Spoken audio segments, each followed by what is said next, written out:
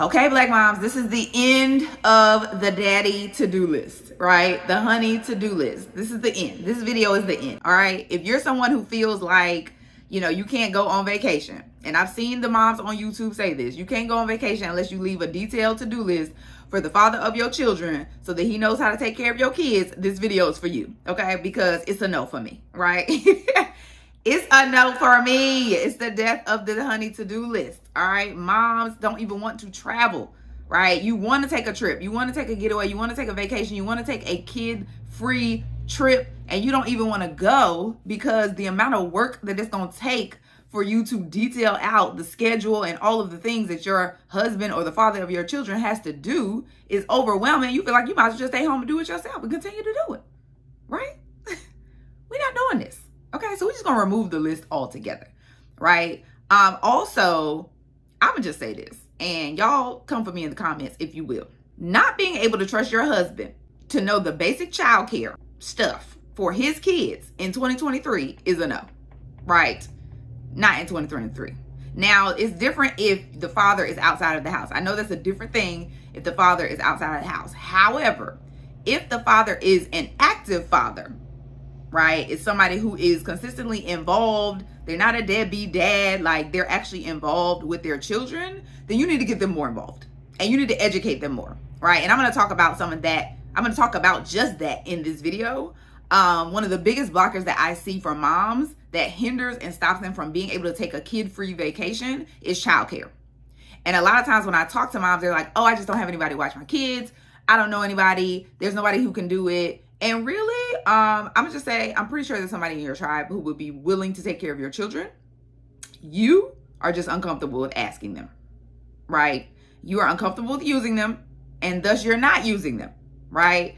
I'm a life and a travel coach. So a lot of moms I've heard say this before, and it's not really that you don't have childcare. There's also the thing of, you feel like you are the best person to do the job. And if you're not doing it, whoever is doing it wrong, right? And realistically, if you look back over your life when you were a kid, there was a village probably raising you. It was a village of people. And sometimes it was, people who were in your family, but sometimes it wasn't. Sometimes it was your mom's friends or people from church or whatever it was. Like, it was still very much a village around you. And nowadays we feel like, we just got to take it all on our back, right? Which is just not true. Like, it's just not true. You're not trusting anybody enough because you're not building the trust, and also because you feel like you're the only person who needs to do the job, right? And I know this because, at some point in my motherhood journey, I was doing the same thing. I have been married 5 years to an African man who is from the African continent. Like, I did not meet him in the United States, so he ain't the newfangled. Right? He is from the continent, right? And I have never left him a to-do list when I have gone on a vacation to watch our daughters. Never. I have daughters who are 2 and 4 years old. I have probably taken at least 7 trips in their lifetime by myself. And when I tell you, I have never left him a to-do list, ever. I have never left him a to-do list. So, in this video, I'm going to share with you what I do to avoid having to leave him a to-do list, right? I avoid the stress and the extra work of creating this to-do list. So, when I travel alone, they're good and he's good.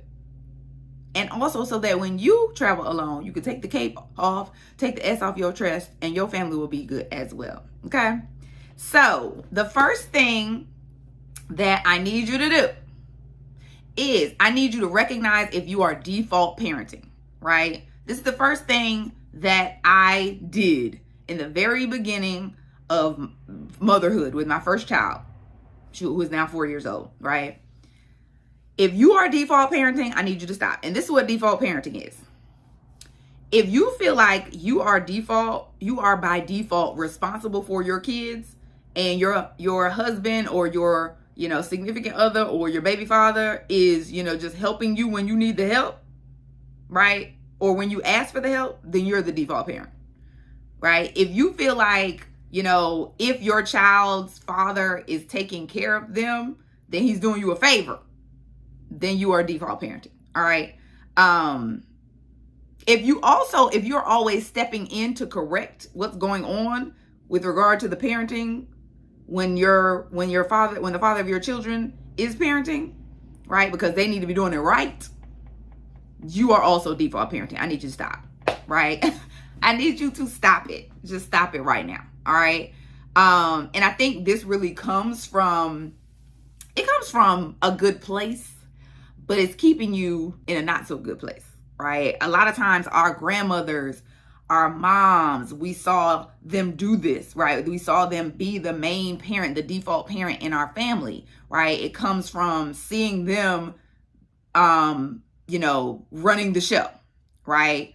And also sometimes it comes from absent fathers, right? So whether there was a father in the house or not, it could be an absent father who wasn't there, or it could be a father who was there who didn't do much, right? So you have been trained to think that this is the norm, right? This is the way it's supposed to be. And unbeknownst to you, you have created the environment that you really don't want, right?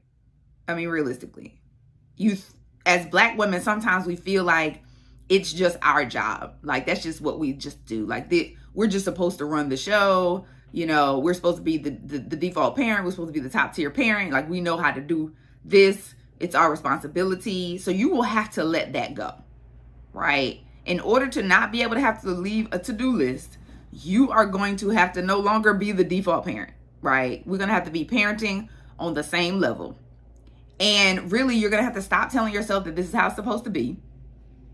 You're going to have to stop telling yourself that you are the best and know the right way to parent, right? You're going to have to stop doing it. You're going to have to let the dad. Okay? You're going to have to let dad's dad. Stop being the default parent. Notice when you're doing it, right? Notice when you're doing it. And when you're doing it, stop. Build the habit of stopping so that you can get out of the habit of being the default parent, right? They need to be able to know just as much as you, and they need to have just as much autonomy in the parenting relationship as you do, okay? The next thing I did to never have to leave a to-do list for my husband was to give him more responsibilities. So I need you to give the father of your children more responsibilities, right? Honey, you need to expect your husband to chip in just as much as you.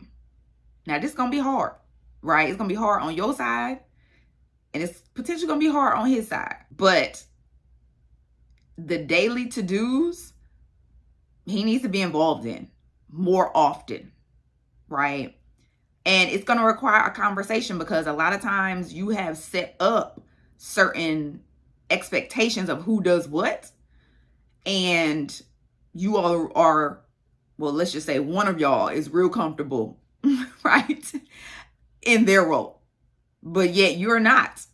And if you were really true with yourself, you would know and just allow yourself to be like, I'm not okay with this. Like, and truthfully, sometimes the expectations were set early in your relationship. So maybe they were set while you were dating, like, this is what we're going to do when we get married.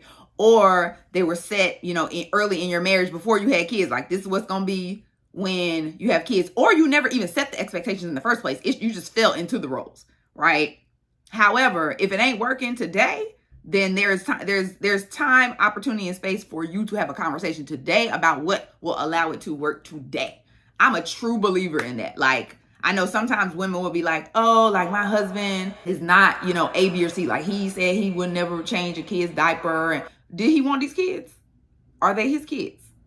Okay, are you comfortable with him not being involved at all with regard to changing diapers and getting your kids clean? Realistically, are you comfortable? If you're not, then you need to speak up. You got to speak up. That's what I did. I spoke up. I was like, look, this is not working for me.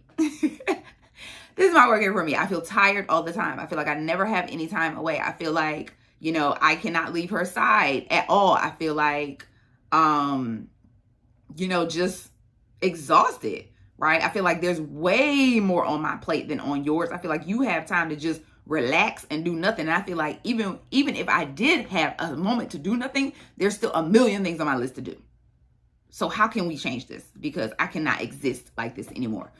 These are the conversations you have to have with the father of your child, right? And again, I'm talking about active dads who actually care, right? If they don't care, then that's a whole different story. But if they care, you need to be bold enough to have the conversation. Also, you know, what was important for us was to create a new schedule. So I literally went through like, here are all the things on my to-do list. Here are all the things that I'm doing. Please write down all the things that you're doing so we can do it apples to apples. Like, what's on your list? And let's move some of the stuff off my list onto your list, right? Because I need less list, right? I need less list. So we came up with a schedule, and even to this day, we kind of follow a schedule where my husband is with the girls at a certain time of the day. I'm with the girls at a certain time of the day. Also on the weekends, we specifically have family time at certain hours of the day. And then like there are times when he puts the girls to bed. There are times when I put the girls to bed. There are times that he wakes them up in the morning. There are times that I wake them up in the morning. He is very involved. Like, so it's not like I'm always doing the morning routine, so he has no idea what's going on, right? Or I'm always doing the evening routine. He has no idea what's going on, right? Or I'm always the person putting their clothes on, so he has no idea what drawer any clothes are in. Like, it's just not a thing in our household. And that's on purpose, because when I leave, I don't have to leave him a list of things to do, because he knows he's been involved in all of them up until this point, right? Also, when you're deciding like what's going to be, because you're going to share responsibilities, but if there's going to be something that's just for you to do, then play to your strengths, right? Do more of the things that fill you up or that are easy for you to do. I'm not even going to say easy. Nope. Fill you up, right? That fill you with energy, right? Do less of the things that deplete you of energy, right? So for me, one of the things that depletes my energy altogether is cooking. No, even more so cleaning, child. Cleaning just, I cannot. So even if my husband is not doing it, right, which he loves to cook, so he's doing a lot of the cooking in our family, I would be outsourcing it, right? I would be finding a way to do less of it, even if he wasn't doing it, right? With the cleaning, we do outsource it to housekeeping. And believe me, it's worth the money. We're going to talk about that in a little bit, but it's worth the money. So do less. And then in addition to doing the things that fill you up, focus on what are the things that only you can do, right? So if you're breastfeeding and only you can do it, then you need to be doing that. But a lot of times you're making things, you're putting them in the category of only I can do them, and they really shouldn't be in that category, right? So everything else is hashtag get somebody else to do it. Okay. And then also be okay with him not parenting the way you would parent, right? So if you're going to give him more responsibility, be okay with him not parenting the way you would parent. And I had to get very okay with this too, because, we trying to be in control. We think we know everything. We the right one. We know. No. No. Okay. We don't. It's okay for him to parent and learn the same way you did how to be a parent. Didn't nobody come out the room knowing how to parent. And if you thought you did, these kids gonna show you that you don't, right? So allow the dads to dad. Again, I'm gonna say allow the dads to dad, and you worry about momming, all right? So that is number 2. Give your kid's father more responsibilities, right? Number 3 is leave your kids with their father more regularly for extended amounts of time. Okay.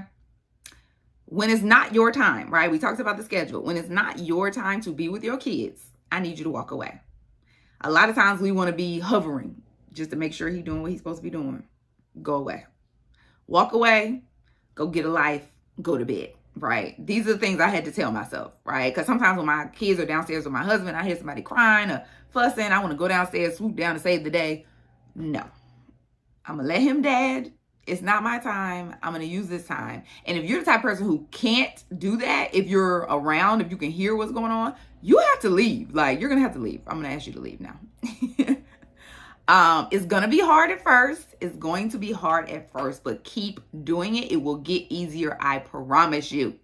I promise you. I used to do little small things before I used to do these trips by myself. I used to do small things like I would go out for 2 hours with my girlfriends, or I would just go out and sit at the plateau. I live in Philly, at the plateau, and read or write. Like, just get more used to it. It will get easier. I promise you. And also, one of the things is, this is very key for the development of your children, right? Like your children need to be out of your presence. There are things that they specifically need to learn from dad, right? From his style of parenting. They need to be able to respect him as an authority the same way they respect you, right? And just in general, they need to know that, in the real world, everybody's not going to treat you like mama. So you're going to have to build the skill to be able to exist in that world too, right? I leave my kids regularly. Regularly. He has to build the muscle. This is how you don't have to leave him a to-do list. He has the muscle. He know what to do, right? He's used to it. It's not like he's not a fish out of water if I'm not around, right? Because he knows what to do because he's done it so many times. So this is how you remove the whole to-do list.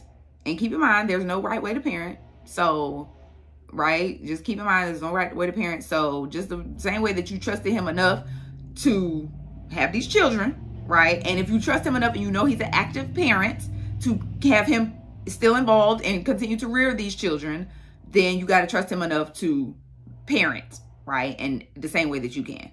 And I'm gonna tell you, these dads act like they're helpless, but they're not helpless. They're not helpless. They will figure it out the same way you did. They are not helpless. They can figure this out. All right. So that's number 3, is leave your kids with their father for extended periods of time more often. Number 4, the last one. Number 4 is outsource if you need to. So, for instance, if there's things that your husband or, the father of your children just can't do, right? Maybe because he's not in the house, or maybe he's just not very good at things, right? Outsource it, right? So if you're like, all right, I'm going to be gone for a week. I'm usually the person cleaning. My husband don't even know how to spell clean. Hire a housekeeper to come. It is worth the money. Like I said earlier, it's worth the money. It's worth the money. Period. If it's that important to you that your house is clean while you're gone, which it should, you're not going to be there anyway. But even if you feel like you don't want to come back to a ridiculously dirty house, hire a housekeeper to come right before you come back. It's worth the money. Also, one of my friends, she delegates to her family members, right? So she's a single mom, a newly single mom. And she's like, look, cooking is stressful for me. It's just stress. It's a lot to have to figure it out every day. So 2 times a week, her aunt will make dinner for her and her kids, right? Delegate it. There are people who want to help you. Ask for help. Ask for help. If you take anything away from this video, I want you to take away, ask for help, and make it okay in your mind that it's okay to ask for help. Because your time is valuable. Your mental health is valuable. Your emotional health is valuable. Your kids will get more quality time with you when you are in a great state, right? And then also when you're not having to do all the things that are draining you. You will be less tired, you will be less depleted, and you will be less stressed when it's time to take a trip, right? And you don't have to come up with this whole list of things to do, because you could just outsource it to somebody else and you don't have to worry about it happening at all, right? So these are the main ways that I avoid and I kill the need to have to leave a detailed to-do list of all the things my husband has to do to take care of our children when I go on a vacation, right? Like for me, it's huge because I have 2 daughters. And one of the things I know is the way my relationship is with their father is teaching them what to expect and what to accept in a relationship, right? And so if you have daughters, but even if you have children, if you have sons, right? Still, you're teaching them how to treat the women in their life, right? Do you want them to be involved fathers? Do you want them to be hands-on? Do you want them to be a support to the mother of their children? You're teaching them what to do right now by what you're doing, right? And so it's really important to me. I don't live by the strong Black woman badge of honor. I do not believe it's a badge of honor, right? At the end of the day, to me, it's a dehumanizing ideology. And realistically, it stems from slavery, right? When, as Black women, we were forced to suppress our emotions. We were forced to suppress our desires. We were forced to suppress our hurt. We couldn't get support from anybody, right? Other than potentially other Black slave women who also were in the same emotional state as us. And if we shared how we felt, if we shared that we needed support, if we cried, we will be killed. That's what the strong Black woman, I feel like, stems from. That's over, right? We are living in a completely different time. You are human. You have feelings. You need help. You have strengths and you have weaknesses, right? You need support from the people who are in your tribe, in your community, especially from the fathers. You need support from them, right? We're in a time where women are working just as much as men now. It ain't back in the day where the woman was at home doing nothing, right? You working, you grinding, you doing all the things just as much as your children's father is, right? So you need a damn break often and consistently, okay? And that is all okay, right? None of this makes you a weak or a bad mom. So as a mom, realistically, you need to take care of yourself first. I always say you're the most important piece of the puzzle. If you're not together, the vision, the puzzle cannot fully come together, right? You have to take advantage of yourself first. I mean, you have to take care of yourself first. And then everything else will work out, right? So that's what I got to say, y'all. If you are somebody who wants to take a kid vacation, right? This is something that I do and I help people do. If you feel like you're stuck because you're having a hard time with making it okay to go, right? If you're having a hard time with, giving over responsibilities to the man in your life, the child's father, right? And you just don't have the systems and the support and the strategy that you need to make it happen, I can help you with that, all right?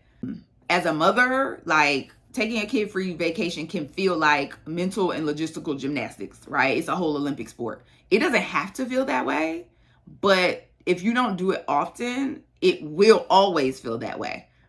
It feels like taking a trip is just a lot of work. And if you don't have the systems and you don't have the support and you don't have the strategies to make the getaway feel like less overwhelming and less stressful and more simple, you won't actually do it. So that's what I can help you do. I can make it feel less stressful and more simple. And that's by like doing things like having your travel savings automated, right? So you don't have to think about the money piece, right? Being able to easily build an itinerary for yourself so that you know your trip is going to be the bomb. It's going to be exactly what you need. Being able to quickly find deals online, the best deals online. And having, like, you need to have childcare that you trust. And building the trust ahead of time is what you have to do. And then also, one of the biggest pieces is incorporating habits in your life so that taking a getaway is like the norm for you. Like it's a normal thing, so it doesn't feel like such a stress or a strain, right? This is what I help myself do, and this is what I can help you do in my one-on-one coaching. So click the link in my description and book a call with me so we can talk about working together to plan your next 3 getaways.